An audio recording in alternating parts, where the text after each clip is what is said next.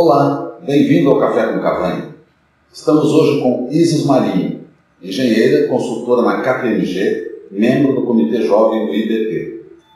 Natan Batiste, engenheiro de operações da Premier Oil e membro do Comitê Jovem do IBP.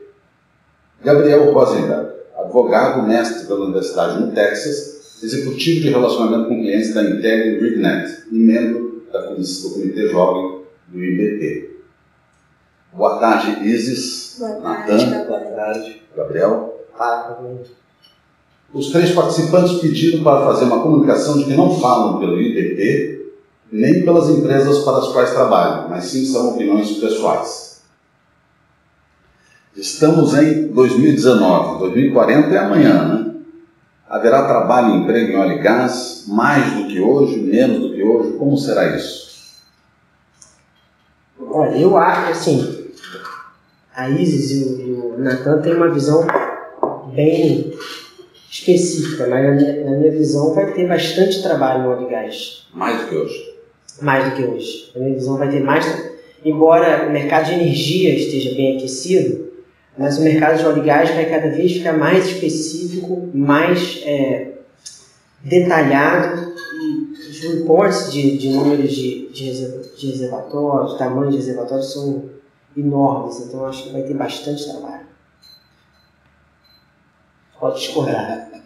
Então, complementando o Gabriel, eu tenho uma visão bastante otimista. Acho ciclos de alta e baixa já são conhecidos há 60, 70 anos na indústria de óleo e gás, então a gente não pode parametrizar por algo que aconteceu nos 5, 6 anos agora. A gente tem uma cadeia, isso no mundo todo, fundamentada bastante forte na dependência de hidrocarbonetos. Então a questão da imensidão de reservas ainda existentes, tanto de convencional como de não convencionais, nos dizem que sim, temos óleo a produzir. E nós temos um crescimento da demanda muito grande, não só a nível mundial como nacional. A gente tem 2/3 do mundo carente de energia. A gente tem Ásia e China principalmente vendo um cenário até 2040 necessitando muito mais de energia. Então, sim, teremos emprego, mas para isso, olhando para o cenário nacional, eu vejo que a gente depende de 3 coisas. A gente tem como se fosse falar num sistema petrolífero. A gente tem tudo no país, só que a gente precisa de alguns ajustes para fazer isso acontecer. A gente tem reservas, a gente tem 95% de área não contratada em bacias sedimentares, a gente tem 2 bacias sedimentares ainda sem nenhum poço, isso sem falar no pré-sal e sem falar no potencial que os campos maduros têm, tanto onshore como offshore. Mas eu acho que para a gente chegar lá na frente e dizer, não, vai ter bem mais emprego do que se tem hoje, eu acho que a gente depende principalmente de simplicidade, dinamismo para a questão de negócio e diversidade de players, tanto nacionais como estrangeiros, tanto pequenos como grandes. Eu quero fazer um contraponto, né? Balancear um pouco a história. Eu acho que a gente vai, quando eu olho para 2040, né, penso, um pouco intangível, né? Mas eu tenho 24, então daqui a 21 anos, eu me imagino, né? Como eu quero ter filhos, eu acho que eu vou ter, nessa época eu vou ter filhos, mas eu não consigo imaginar eles, por exemplo, querendo tirar uma carteira de motorista. Acho que não vai ser mais necessário, né? Eu acho que a gente vai estar com uma mobilidade muito diferente do que é hoje, no sentido de carros autônomos, de cidades inteligentes. E se esse carro vai ser movido a petróleo, solar ou eletricidade de uma outra forma, eu não sei. Mas eu acho que gradualmente, e quando a gente olha assim daqui a uns 20 anos, tá, eu acho que não vai ser petróleo se eu fosse chutar. Mas a gente sabe, como o pessoal aqui falou, né, o transporte, se a gente for olhar globalmente, é uns 45% dos usos para o petróleo. Então, eu acredito sim, a gente vai continuar extraindo petróleo. Eu só acho que a gente vai dar o foco de uso do petróleo vai ser um pouco diferente. Tudo que toda a indústria petroquímica, de fertilizantes, por exemplo, a gente sabe que com a China, a Índia, cada vez mais a gente precisa de mais alimentos, né, no mundo. toda a infraestrutura que a população crescente desses países como China e Índia vão demandar. São países que não têm, né, em seu território, eles não são, digamos, abençoados como o Brasil, né, que eu brinco que Deus é brasileiro. Né? A gente tem água, tem petróleo, tem a Amazônia, tem recurso mineral, tem tudo para poder se desenvolver. Então, eu acho assim, eu até estou olhando agora, me formei em engenharia de petróleo, mas quero dar uma diversificada um pouquinho, porque não que eu não acho que vai ter emprego para mim, mas por uma questão de formação e de olhar a longo prazo mesmo, eu acho que a gente vai gerar energias mais limpas mesmo. E isso não é necessariamente uma substituição, né, do engenheiro de petróleo por outro. Talvez uma diversificação, a gente fura poço para achar petróleo e fura poço para achar água também, isso são recursos minerais da mesma forma. Os renováveis, né, a própria indústria de energia, né, é muito ligada, a gente sempre tem uma interface muito grande. Né? Então eu acredito um pouquinho nisso. Alguém quer rever o que falou? Porque eu tenho bastante contradição. Né? Na verdade eu acho que tudo são dois pontos de uma mesma moeda e que no final das contas os dois casam muito bem. A gente vê pelos últimos relatórios aí das agências, da própria que fazem toda essa avaliação esse forecast aí que vai ser para frente, que é muito difícil prever, né? Muito depende não somente do que nós aqui trabalhamos no dia a dia queremos fazer, mas sim de como as coisas se movem em termos globais. Então a gente sabe que esses interesses de grupos econômicos por vezes mudam, por vezes fica mais interessante estar produzindo óleo, às vezes tem a questão de energias limpas se torna mais forte, mas eu acho que são dois pontos da mesma moeda. Mas deixa eu pegar um canal aí do que vocês comentaram. Uma coisa é mais reservatório, mais oportunidades, mais descobertas. Outra coisa é mais automação, menos automação e menor número de pessoas no sentido concreto. Quem sabe mais empregos no background, quer dizer, uma parte a gente faz a automação, não na que aplica. Então tem dois grandes vetores, mas eu não consigo entender no resumo se a gente vai ter mais ou menos emprego na área de óleo e gás. Olha, eu continuo assim. O PP Outlook, por exemplo, ele dá conta de que em 2040 o depara de óleo e gás versus outras energias vai ser 25,75. Os 75 de óleo e gás, eles serão muito maiores do que são hoje, comparativamente. Obviamente é um movimento global da forma com os quais os empregos serão gerados. Então hoje um centro de suporte de decisão de uma operadora pode ser em Houston atendendo o Brasil, atendendo uma operação na Guiana. Não necessariamente ser no Brasil, que entra um assunto de conteúdo local, entra um monte de assunto diferente. Mas a geração de emprego global, eu ainda acho que vai ser maior. A geração vai ser maior. A geração vai ser maior. Vai ter mais oportunidade. Vai ter mais oportunidade. Engenheiro de automação, automação industrial, engenheiro de processos, desenvolvedores, área de software, de inteligência, big data, são áreas que vão sincronizar com o petróleo e gás. O tipo de emprego será diferente. Será diferente. Mas eu acho que a quantidade, acho que fazendo uma regra simples de 3, mesmo que a gente tenha um aumento de eficiência do trabalhador, a gente está prevendo até 2025 dobrar a produção do país. Então eu acho que não me convence a ideia de que não vai ser não vai gerar emprego. Vai ter demanda de trabalho. Vai ter demanda. O tipo do profissional, que eu acho que é algo que a gente pode conversar um pouco mais para frente, é que vai mudar. Aquele perfil mais fechado pode ser diferente. Agora, o modelo brasileiro, que é praticamente um modelo importador das tecnologias principais, se for para Sílica, para Log, praticamente só topside, basicamente, a gente... Tá bom que as fábricas estão localizadas no Brasil, em subsea, mas são todas estrangeiras localizadas no Brasil, em si, principalmente. Agora, a pergunta é a seguinte: nós vamos continuar com esse sistema de controle local, multas, sanfona, cobra, não cobra, muda, não muda? Qual é a visão de vocês sobre isso, sobre importação, sobre tecnologia, sobre fabricação nacional? Como é que isso funciona? Cavan, eu como brasileira, cara, eu gostaria que o conteúdo local fosse uma história um pouquinho mais séria, no sentido não de cobrança de multas e tudo mais, mas no sentido de investimento em tecnologia, né? Eu me formei há pouco tempo Então, o investimento em pesquisa, tecnologia e inovação no Brasil e no berço, que é a universidade, ele é muito subjugado, muito aquém do que ele deveria ser.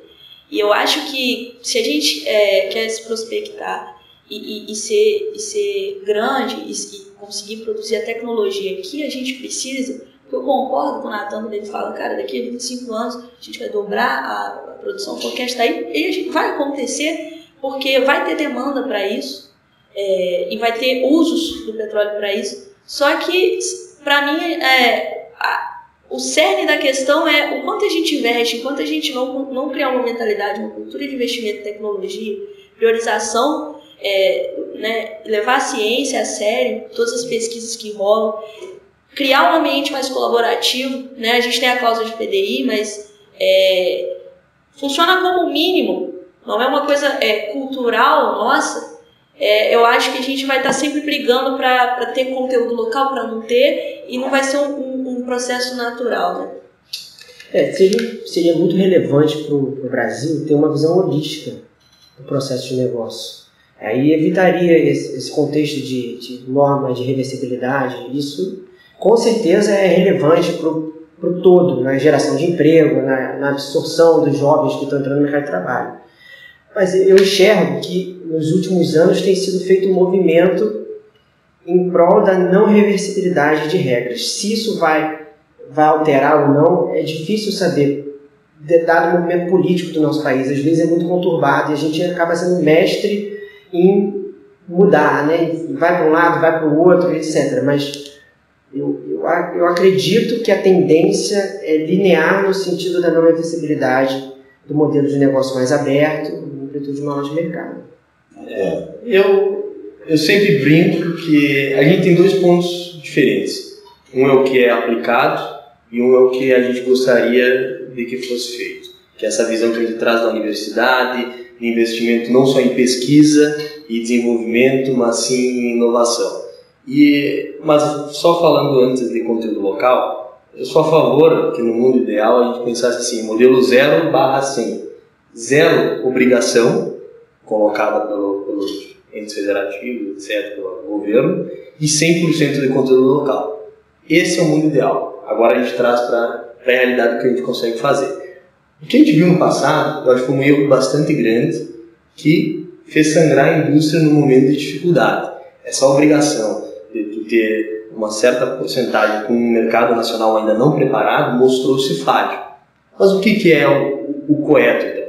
Eu acho que o que foi feito nos últimos anos, até a questão de waivers que tiveram, auxiliaram a indústria a se recuperar.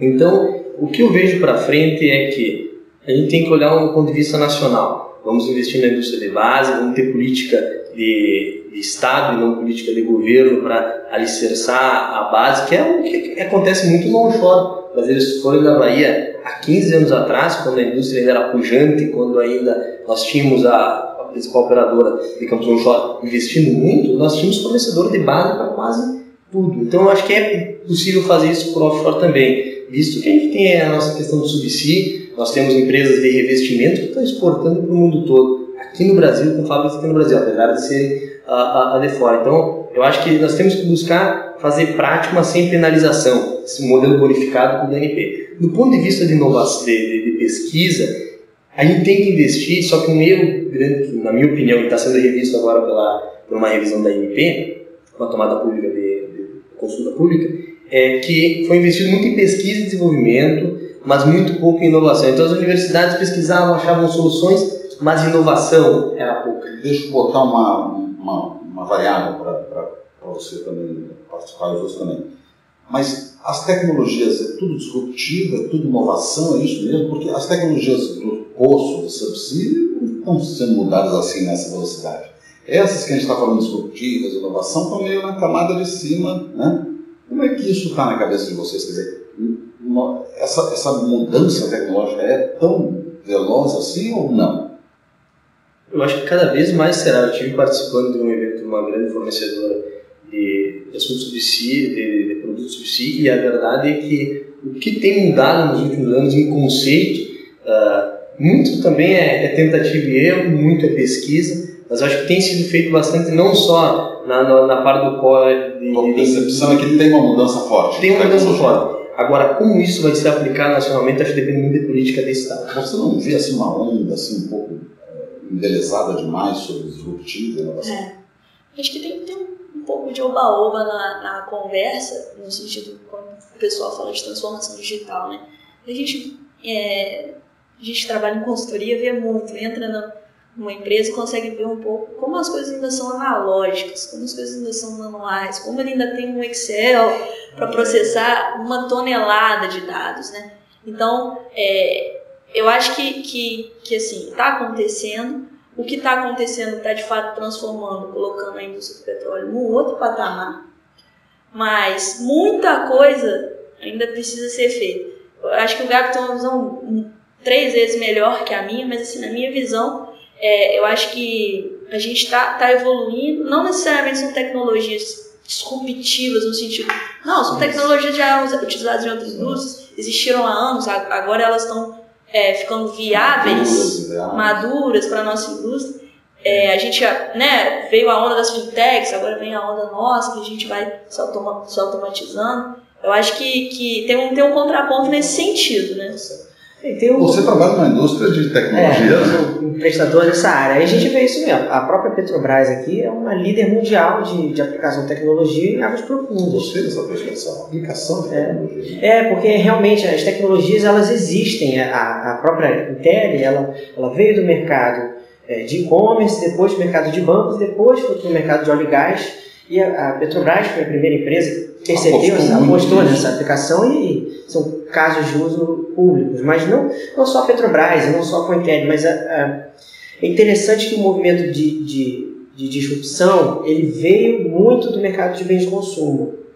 Começou na década de 90 com o Procter & Gamble, empresas americanas fazendo esse movimento. Então, ele veio da percepção do consumo e, de fato, as tecnologias mudam muito quando o consumidor encosta na tecnologia. Mas a indústria de petróleo e gás é uma indústria técnica. A gente resolve problema técnico, a gente resolve problema de stack pipe, otimização de uma bomba, mecânica. São problemas extremamente técnicos que impactam um ativo de milhões de dólares. Interessante, né? Porque eu acho que, tentando resumir um pouquinho, você diz o seguinte, que nas tecnologias de base, de contato mesmo com óleo, subsídio e tal, etc., já existe uma mudança percebida, e você até participou de eventos que isso aconteceu. Você comentou que nem tudo é essa maravilha, que nós vamos ver mundos ainda com, ao mesmo tempo, analógicos digitais, ao mesmo tempo, por bastante tempo ainda. Você está dizendo o seguinte, as oportunidades de aplicações pontuais são muito evidentes, né? Há um aprofundamento pontual em algumas soluções? Claríssimo. Soluções de integração, soluções de machine learning para documentos, de texto livre. Inúmeras aplicações são possíveis. A adoção da indústria, que ela é mais lenta, que vamos pensar num negócio, se fosse nossa casa. A gente colocaria a nossa casa em risco para aplicar uma nova tecnologia, para a família em risco? A mesma coisa um operador de petróleo com um poço produtivo de 10, 20 mil barris, que é um ativo de 25, 30 anos, ele vai colocar em risco a operação dele só para testar uma tecnologia nova? Então é um slow adopter por natureza. A transformação digital está acontecendo, mas tem muito vaporware, tem muita tese. Estamos então em vários mundos ao mesmo tempo. Em vários mundos. Tecnologia de verdade acontecendo, alguma coisa exagerada às vezes na digitalização, mas oportunidades intensas. Eu acho que esse é o objetivo. Tem demais intensas. Agora, eu gostaria de introduzir uma questão para a gente discutir. A indústria de petróleo é uma indústria velha, antiquada, do passado, ou não é? E vem aí outra coisa, ou não vem? Demora muito? O que é essa visão de futuro? Você deu um toquezinho na questão de energia nova, né? Eu vou te dizer que quando me fazem essa pergunta, eu gosto de dizer o seguinte, pelo pouco de experiência que eu tenho, realmente você é conservador, porque tu está avaliando um ativo de milhões, às vezes bilhões de dólares, não é vamos testar uma coisa pequena. Então, assim, o conservadorismo existe, mas as empresas acho que se deram conta, muito pelo fato das novas energias que vieram puxando, ou tu te mexe, e tu faz por ti, tu se torna mais eficiente, menos oneroso e tu consegue competir, ou senão tu vai cair para trás, como foram outras gigantes, como a gente viu, a Kodak, o mundo da fotografia não terminou e a Kodak acabou quebrando. Então acho que muito petróleo se deu conta disso e se deu conta de que se não se tornar disruptivo, acaba caindo, caindo em desuso. Então, o que eu vejo pelo fato da Premier hoje, a nível global e também aqui no Brasil, é o uso intenso de novas tecnologias para substituir. Desde a planilha Excel, são coisas simples, mas quando tu vai ver, se tu colocar numa time sheet o que tu perderia de tempo utilizando metodologias antigas, a comparação, o valor final se torna bastante atrativo e tu está investindo em tecnologia. Eu acho que o grande talento das empresas de tecnologia que estão entrando hoje no setor do óleo e gás é mostrar isso não é um custo, isso é um investimento que tanto se paga. Então, não é uma indústria velha, não é uma indústria passada. É uma indústria conservadora que se deu conta que precisa mudar e está mudando em passos largos, porque senão sabe que... Eu costumo brincar, eu já ouvi uma vez que a indústria do petróleo é como se fosse um elefante, né? Então, ele demora a pegar velocidade, mas uma vez que pega, como ele é pesado, não para não. A inércia leva pra frente, entendeu? Eu concordo com o Nathan, eu acho que é um pouco disso. O fato dos ciclos do petróleo, eles sempre dão uma pancada no mindset da indústria para falar, ou você se torna eficiente, diminui seus custos operacionais, ou a moeda vai começar a balançar para o seu lado, né? Então, eu acredito muito nisso. E eu, assim, em termos de tecnologia, né, eu acho que de maneira alguma a indústria do petróleo pode ser considerada ultrapassada. Eu sou apaixonado, fiz engenharia de petróleo, sou apaixonado com o fato da gente aqui no Brasil, se você for somar tudo, dá uns 7 quilômetros de profundidade que você está extraindo óleo, e isso demanda uma tecnologia, um conhecimento técnico, uma segurança imensurável. Então, de forma alguma, eu acho que a gente só melhora, só desenvolve tecnologias cada vez mais fascinantes. Acho que é isso. Eu acho que esse ponto aí é perfeito. Eu amo a indústria de óleo e gás, e quando eu ouço isso da indústria velha, é quase que é irritante, porque o nível de tecnologia, de conhecimento técnico aplicado para você produzir um barril de petróleo e depois para transformar isso em qualquer coisa, em plástico, em gasolina, qualquer coisa que seja, é um nível altíssimo de desenvolvimento tecnológico. E eu acho que talvez no Brasil a gente tenha uma oportunidade de melhorar como que é a percepção das pessoas em relação à indústria de petróleo. A comunicação é complicada. A comunicação é complicada, porque a ideia que se passa é que é uma indústria velha, uma indústria só poluente, que não é verdade. Se não fosse a indústria do petróleo, não haveria evoluções no combustível, que hoje é muito melhor do que 20 anos atrás. Claro que tem pressões geopolíticas, tem pressões financeiras, é um negócio, afinal, tudo é um negócio. A indústria limpa, a energia limpa também é um negócio, só vai andar se virar um problema de negócio de alguém, de fato. Mas não é uma indústria velha e não será uma indústria velha. É um pensamento muito positivo, vocês três. E eu acho interessante, só para a gente trazer, porque a gente está só falando em offshore, mas conheço o caso de uma empresa nacional brasileira no interior da Bahia que fez concurso para atrair jovens estudantes do setor de óleo e gás para fazer novas soluções tecnológicas integradas a poços maduros, poços de baixa produtividade, para te ver que já chegou na ponta da cadeia essa questão da digitalização. Então já há um consenso na cadeia de que precisa usar-se disso. Agora, Isis, você comentou da expectativa das novas energias, né? Isso me chamou a atenção para reforçar uma pergunta para nós três, para vocês três. Isso vai acontecer brevemente ou isso é uma coisa... Porque os volumes proporcionais da energia do petróleo em relação às outras energias é um negócio abissal, né? O petróleo é um volume estupidamente mais alto. Claro.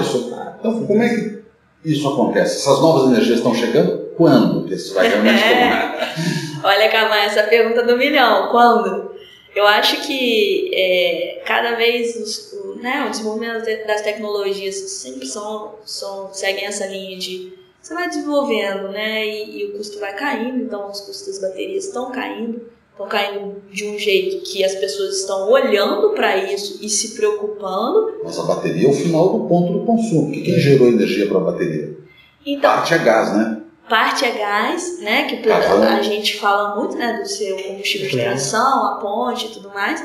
E tem outra questão que, por exemplo, China. O Brasil é legal, eu já falei, o Deus é brasileiro, tem pontos de incidência solar maravilhosos no Brasil. China, o que vai adiantar se você tem um carro elétrico, mas você vai queimar combustível super fóssil, um carvão, um petróleo para gerar energia que vai abastecer um carro? Então essa transformação vai acontecer? A das energias básicas, primárias, vamos chamar assim? Acho que vai acontecer, assim, não tenho como te dizer quando, mas assim, eu acho que vai acontecer exatamente pelos custos das tecnologias. Assim, o da bateria é mais tangível, mas os custos estão caindo exponencialmente. Então, assim, eu acho que à medida que as empresas vão desenvolvendo tecnologias e vão aplicando e vão acontecendo cases de sucesso, as coisas se tornam mais vistas e mais tangíveis para a gente, né? Então, as empresas já estão fazendo parcerias, né? Equinor, por exemplo, é uma referência quando a gente fala em termos de Brasil, né? Que ela já investe em renováveis há um tempinho. Petrobras agora fechou uma parceria com a Total para geração offshore eólica. Então, eu acho que vai acontecer, não sei exatamente quando, mas não acho que em 2040, que é o nosso ano basezinho aqui, que a gente vai estar usando combustíveis fósseis dessa forma de hoje, não. Agora, interessante é o seguinte, você falou, me chamou a atenção, não sei se é verdade, eu coloco a questão para vocês. Quer dizer, as energias primárias vão praticamente todas se transformar em eletricidade, e a eletricidade é que vai distribuir, é isso? Ou não é isso? Eu acho que o mundo tende a se tornar elétrico. E aí vem um ponto que eu acho muito importante. Essa mudança ela vem acontecendo. Eu não conheci o ProAlco, que foi um programa pioneiro dos anos 70, 80, então para te ver que começou lá atrás, os custos vêm diminuindo, começa de novo outros programas. Mas eu acho que o grande importante, vendo esse rumo da eletrificação das coisas, a gente vê do potencial nosso. Vamos não falar então de petróleo, vamos falar de gás. A maioria das bacias onshore nossas são prolíficas para gás. Offshore a gente hoje está tendo que rejeitar gás porque a gente não tem sistema de escoamento. Olha a enormidade do potencial que tem isso para gerar riqueza para um país como o nosso. Então acho que assim, a gente tem que olhar para as outras como fonte de riqueza, diversificação da energia limpa, mas em termos de desenvolvimento do país, a distribuição de renda, a melhoria da nossa qualidade de vida, a gente não fazer uso dos hidrocarbonetos, eu acho que seria um erro. E é importante também olhar os números, né? De fato, quando você vê as pesquisas, a gente usa muito percentuais para poder definir como vai ser a demanda, se vai ser alta ou não vai ser, se vai ter uma troca na matriz. Mas, dando um exemplo básico, o Brasil hoje pode ter 100 carros elétricos. Daqui a 10 anos ele vai ter 1000. Então a base de comparação percentual é muito baixa. Enquanto que no petróleo e gás a base de comparação já é muito alta. Então o nível percentual pode ser diferente, mas em número vai ser pouco representativo. O plano de expansão lá da EPE fala, né, em 2030 a gente vai ter 2% da matriz no Brasil de carros elétricos. Né? Então, assim, realmente, se for ver isso na frota, né, é muito pouco, de fato. Assim. Ainda mais o Brasil, que é um país, né, que a gente está naquela listinha de países em desenvolvimento. Então, a mudança aqui sempre é um pouco depois, né? E se a gente vê, só um parênteses, eu venho do sul, onde a malha gasífera é praticamente inexistente. Aqui no Rio de Janeiro a gente tem essa benéfice.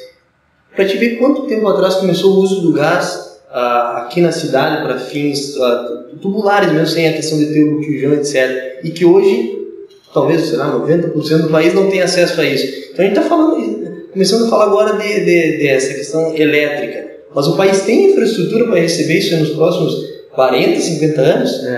Tomara que sim. Gostaria muito de viver nesse Brasil e quero construir. Mas é um desafio. Falta essa visão estratégica falta talvez a cereja do bolo para a gente olhar estrategicamente para o país, as competências, as fortalezas, uma análise de matriz do Brasil como governo, né, Estado, e andar para frente. O gás é uma política, depois ele para de ser uma política, vira uma renovável, depois para. Essa sanfona de políticas, não só do conteúdo local, mas a sanfona geral, atrapalha o desenvolvimento de infraestrutura que atrapalha a geração dos empregos em 2040, com certeza. Aí chegamos em 2040. Hoje, né, março de 2040, eu olho para os três já de cabelos brancos e não... Poxa, Pavão. Claro que não, né? A mulher não tem cabelos brancos, mas os homens sim, né? Eu já E tenho aí, bastante. onde vocês estarão? O que vocês estarão fazendo? Estarão na indústria de óleo e gás ou não estarão na indústria de óleo e gás? Não se comprometam com as companhias para as quais vocês trabalham, por favor. Eu me vejo trabalhando na indústria de óleo e gás, sem dúvida. No mercado de tecnologia, é um mercado que eu sou apaixonado pelo que eu faço hoje. Tenho conversado isso em casa várias vezes e eu hoje não quero sair do que eu estou fazendo. 2040 provavelmente estará. Se Deus assim permitir e o meu trabalho permitir, provavelmente estarei fazendo. E é isso. Eu, com certeza, não sei te dizer especificamente óleo e gás, mas vou estar na indústria de energia. Quando eu olho, imagino lá na frente, talvez eu fique pensando, será que meu filho vai ter uma faculdade de engenharia de petróleo e gás para fazer? Talvez não. Talvez o engenheiro... Será que o engenheiro de petróleo vai ser tipo o datilógrafo ou a telefonista hoje? O cargo, né? Não necessariamente as competências que esse profissional tem que ter. Por isso, eu não sei te dizer, mas certamente na indústria de energia, acredito que sim, viu, Cavanha? Espero que sem cabelos brancos. Eu sou um pouco diferente da Isis. Eu pretendo estar no setor de petróleo. Eu espero olhar para trás e já ter colaborado bastante para a gente tornar o país mais rico usando as reservas, sair do nosso fator de recuperação de 20%, 25% e chegar nos 35%, 40% com uso de tecnologia, sair do número de 40 operadores e chegar a ter 100, 200, 300, 500 mil operadores, desde a empresa do seu Zé, lá em Terra com Poço, até todas as majors ainda aqui no Brasil, porque a gente não tem só pré-sal, a gente tem Sergipe Alagoas, a gente tem Bacia Pelotas, a gente tem Foz do Amazonas, então em todo o nosso potencial fora. Então eu acho que em 2040 eu ainda vou olhar, Estará na indústria estando na indústria do petróleo, ainda vou dizer, vai ter que vir mais guri novo tomando chimarrão para ajudar a tocar essa indústria, porque ela ainda vai ser pujante. O resumo é que a visão é positiva, né? Até que chegar a tecnologias é importante, está acontecendo. Há uma troca que não se sabe bem das energias novas, né? E que muito provavelmente vocês estarão na indústria do petróleo em 2040. Fazendo um café ainda contigo. Fazendo café comigo. Vendo o que aconteceu em 2040. O que aconteceu olhando para trás, né? Temos que escrever numa cartinha e daqui em 2040 fazer um acordo. Muito bem. Gostaria de agradecer Isis, Natan, Gabriel, pelo tempo, conversa, pela excelente conversa que a gente teve. Muito obrigado. Obrigado Obrigada. pelo convite. Uma honra. Não. Obrigado, bom dia a todos.